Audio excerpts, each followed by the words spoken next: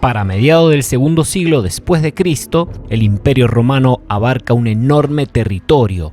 Es la única superpotencia que existe, destaca en todo y no tiene rival alguno.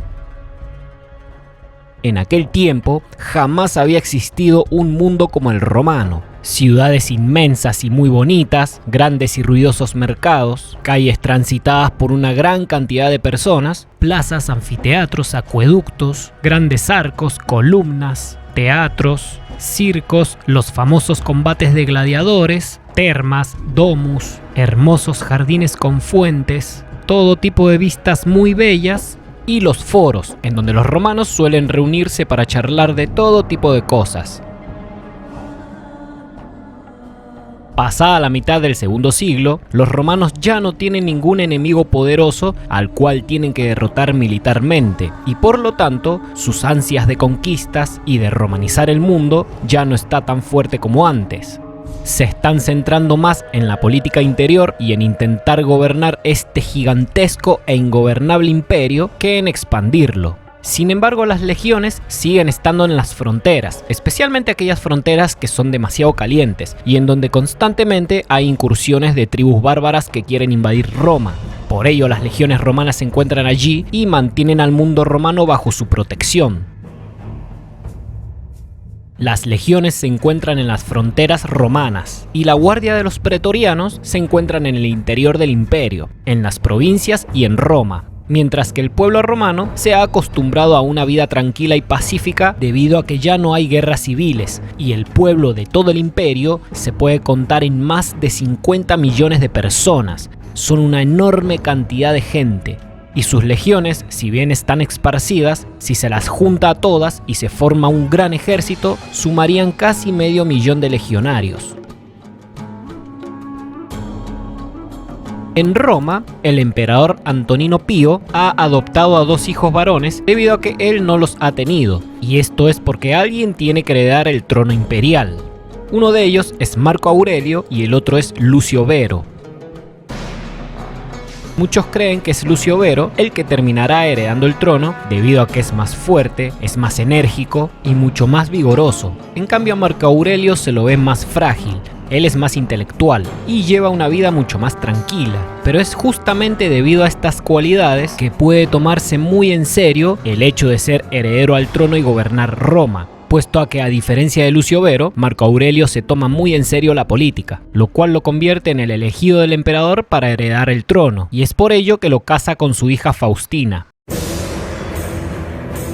Marco Aurelio ha sido el elegido, pero él y Lucio Vero son tan unidos que cuando muere Antonino Pío en el año 161, ambos ascienden al poder para gobernar en conjunto, y tienen lo que es más importante para ascender al trono del Imperio de Roma: la aprobación y el apoyo de la guardia pretoriana. Obviamente, cuando se habla de gobernar estos enormes y gigantescos estados, estos que se han convertido en imperio, no se reduce todo a una única persona, o en este caso a 2 personas. Todo esto es mucho más complejo. En todo caso, ellos son los que toman la decisión final, pero para gobernar todo este gran imperio enorme se requiere de una enorme cantidad de gente, y la mayoría de ellos están en las sombras, no se los conoce y no se los ve públicamente. Esa es más bien la tarea de los emperadores, y si los emperadores son fuertes, son los que toman la decisión final, pero si son débiles, suelen convertirse en títeres de otro gobernante.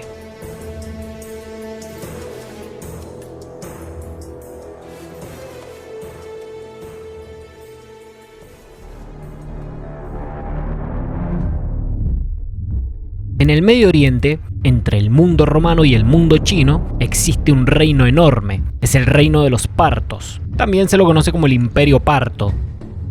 Son iraníes y cuentan con muchísimos guerreros. Son quienes invaden el territorio de Armenia y también de Siria, quedando así muy cerca del mundo romano. De hecho, los legionarios que estaban protegiendo aquella frontera oriental acaban siendo derrotados y masacrados. Por lo tanto, Roma se ve forzada a enviar más legiones para detener la invasión. En el año 162, después de varias décadas de paz, los romanos se ven envueltos en una nueva guerra, y esta vez es contra los partos de Oriente. Son duros guerreros, pero de ahí a derrotar a las poderosas legiones romanas es otra cosa. Marco Aurelio se queda en Roma y Lucio Vero es el que marcha al oriente junto con las legiones para derrotar al enemigo y expulsarlos del territorio romano. Junto con Lucio Vero hay un general romano llamado Cayo Avidio Casio, es el que está al mando de las legiones, y es un general que proviene de las tierras orientales del Imperio Romano, probablemente nacido en Siria o en Egipto.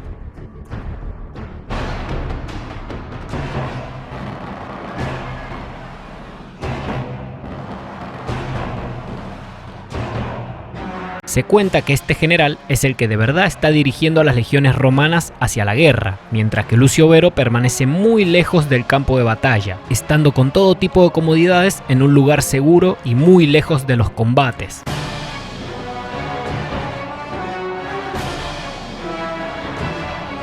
Batalla tras batalla, las legiones de Avidio Casio arrasan brutalmente a los partos, e incluso logran llegar a la capital de Partia, Ctesifonte, la cual acaba siendo asediada y totalmente saqueada por los romanos.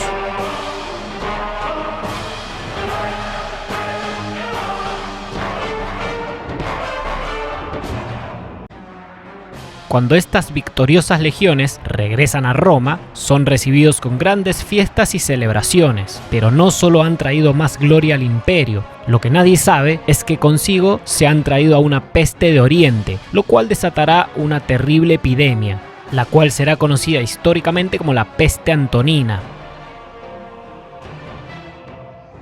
El ejército de Roma ha obtenido una victoria más. Nuevamente ha demostrado ser una fuerza invencible. No hay poder en el mundo que se le pueda comparar, y a pesar de que los romanos ya no están en guerra como antes, sus legiones continúan siendo muy fuertes. En Roma, todo el mundo festeja y celebra por la gran victoria en Partia. El problema es que la peste que los legionarios se han traído de Oriente han dejado su huella en todo el imperio. Se dice que entre el 10 y el 20% de los romanos acabaron muertos por esta enfermedad. Y mientras ocurre todo esto, tribus germánicas del norte se están preparando para atacar las fronteras del imperio e invadirlo. Estos bárbaros germánicos ya conocen a los romanos, saben muy bien que enfrentarse uno a uno contra sus legiones no es buena idea, y por ello es que tienen sus propios planes de lucha.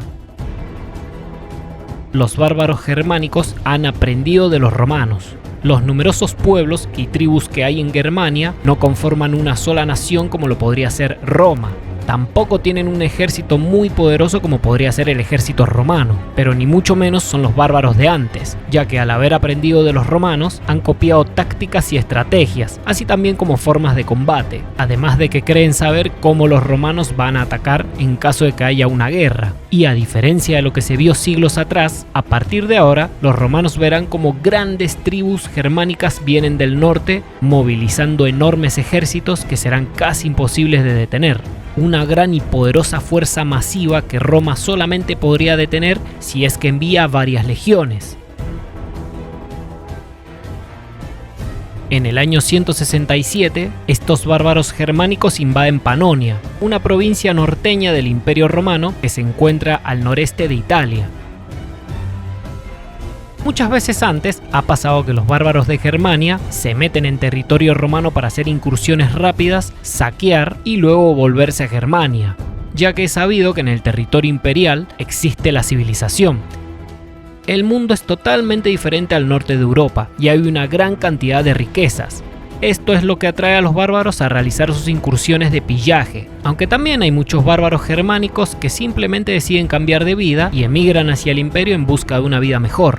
Pero esta vez los que han invadido Panonia son varios miles. Se dice que más de 6.000, y para hacer frente a este problema de invasión se requiere de la fuerza de las legiones romanas.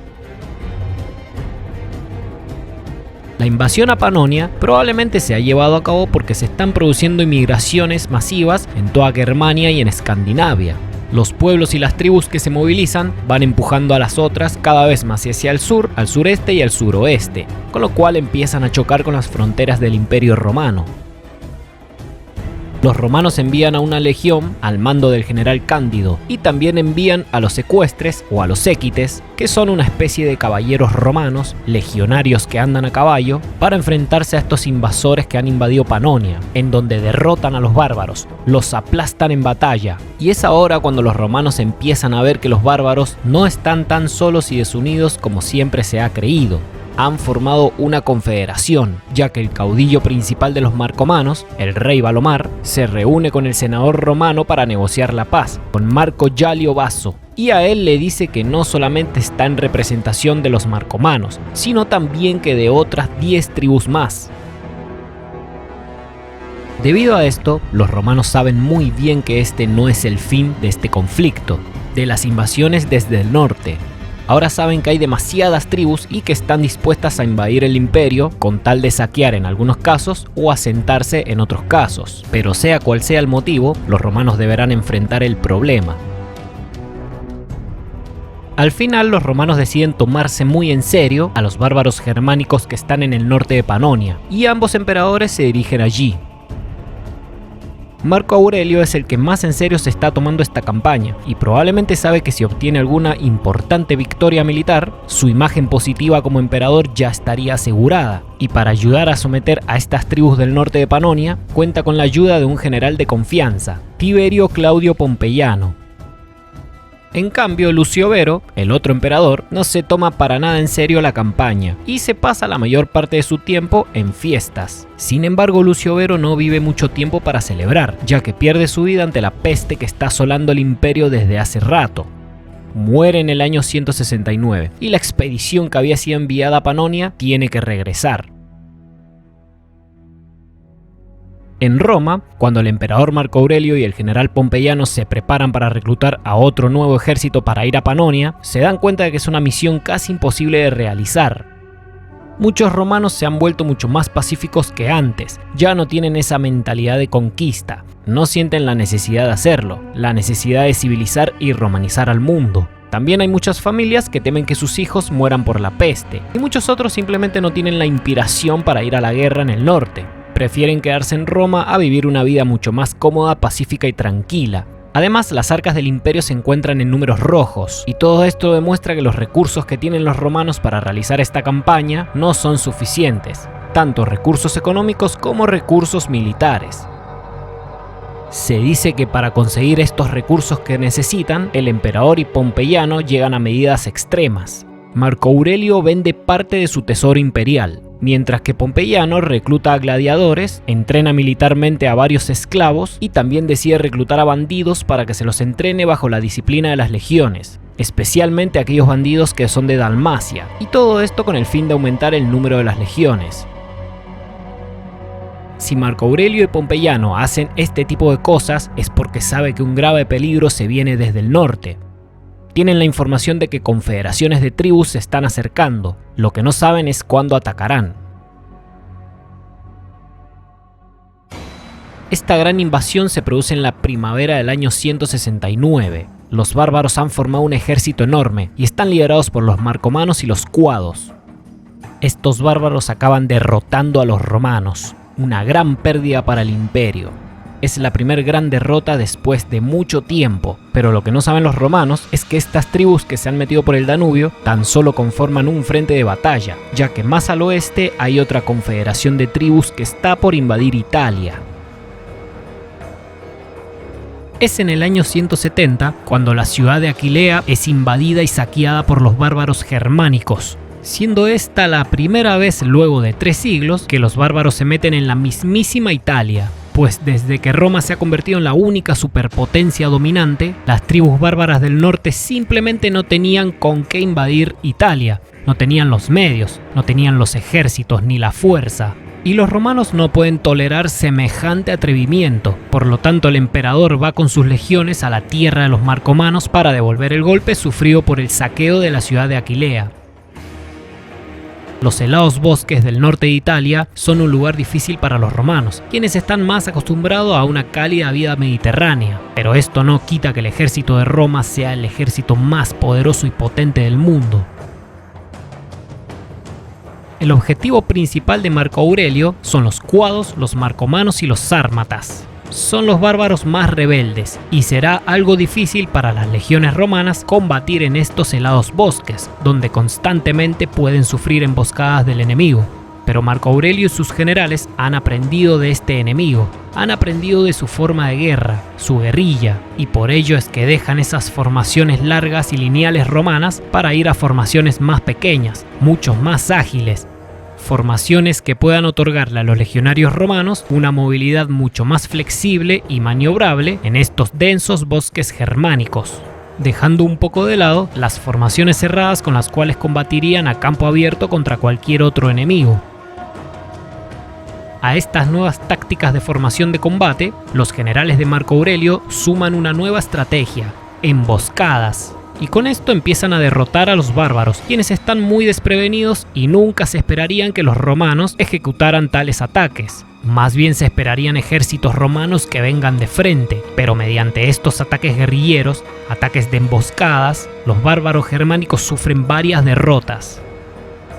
Es así como los romanos van conquistando parte del suelo germánico del sur y empiezan con la construcción de una cadena de fortalezas en este territorio, uno que antes era de los cuados y de los marcomanos.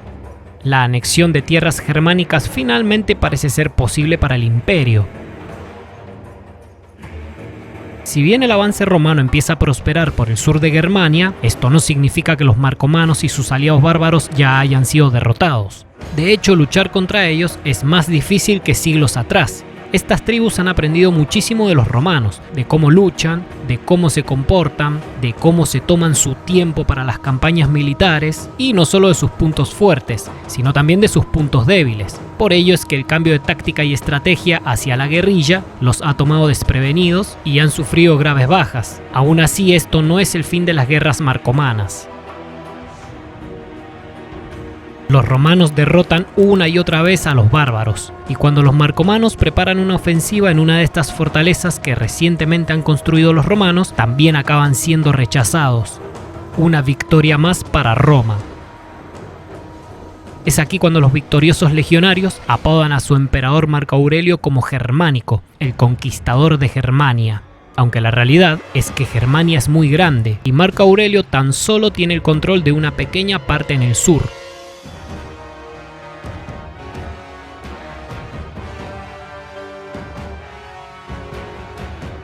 Ahora el emperador Marco Aurelio controla una parte del sur de Germania, y las tribus que deciden someterse al imperio son tratadas bien, pero las que no son arrasadas con violencia. Sus pueblos son totalmente saqueados, sus caudillos líderes asesinados, y muchos otros son capturados para luego ser vendidos como esclavos. Algo que Marco Aurelio tomó como una especie de venganza por la brutal incursión bárbara en el norte de Italia, y en Roma se levanta un monumento para conmemorar la campaña de Marco Aurelio, la Columna Aureliana. Además, en estas tierras recién conquistadas, el emperador crea dos provincias nuevas, Marcomania y Sarmatía.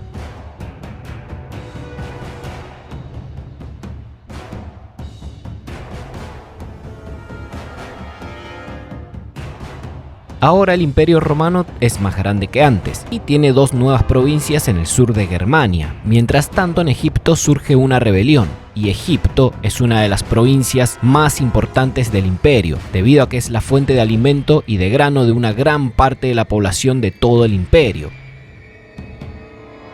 Puesto a que Egipto es muy importante, el propio emperador Marco Aurelio se ve forzado a intervenir y desplaza a 3 legiones que tiene en Siria para llevarlas hacia Alejandría. Al mando pone a su general de confianza, el héroe de la campaña contra los partos, Avidio Casio. Este general consigue someter a los rebeldes egipcios, asegurando la importante provincia de Egipto al imperio. Pero en la frontera del norte, y a pesar de que los romanos ya tienen 2 nuevas provincias, el conflicto contra los germanos no ha terminado. Aquí la guerra es más complicada, es más difícil. Siempre surgen nuevas tribus que se rebelan al imperio, y cada vez que los romanos consiguen someterlas, siempre surgen nuevas rebeliones de otras tribus. De hecho, la guerra es tan larga que Marco Aurelio ha pasado una parte de su vida en estas fronteras. Ha permanecido al mando de los generales que dirigen las legiones, y lo ha hecho durante 7 años, hasta que su salud empeora gravemente y cae enfermo en el año 175.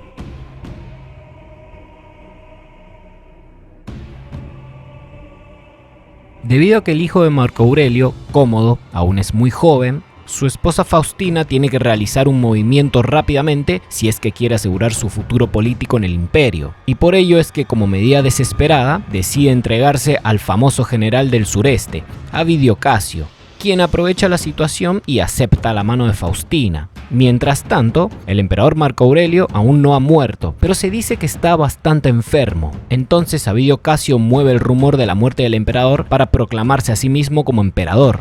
Sin embargo, de manera inesperada, Marco Aurelio se recupera. No se sabe bien qué es lo que ha pasado. Lo que sí se sabe es que se ha propagado el rumor de la enfermedad y la muerte de Marco Aurelio, pero que ahora está recuperado. Y probablemente todo haya sido un plan maestro del propio emperador para analizar la situación política delicada del imperio. Probablemente haya querido comprobar si Avidio Casio era realmente leal o era una posible amenaza futura, ya que este tipo de cosas es bastante normal en la alta política del Imperio Romano, puesto a que se trata de un general exitoso y uno que tiene al mando a un gran ejército, con el cual se prepara para viajar a Roma y asegurar su posición como emperador. Marco Aurelio responde proclamando a su propio hijo Cómodo como emperador, y eso que no tiene la edad suficiente para hacerlo, pero solo lo hace para enfrentar la amenaza de Avidio Casio, mientras que su esposa Faustina queda perdonada, lo que da a pensar de que todo ha sido parte de un plan orquestado para averiguar si el general del sur constituía alguna amenaza política. Con Marco Aurelio vivo y Cómodo proclamado su sucesor y heredero, la imagen de Avidio Casio cae por los suelos. Queda como una especie de usurpador. De hecho, sus propios legionarios se rebelan ante él, lo asesinan, le cortan la cabeza y se la llevan a Marco Aurelio. La rebelión de Avidio Casio también ha terminado, pero esto no significa que la guerra contra los germanos haya acabado. De hecho, sigue en pie y da la sensación de que nunca va a terminar.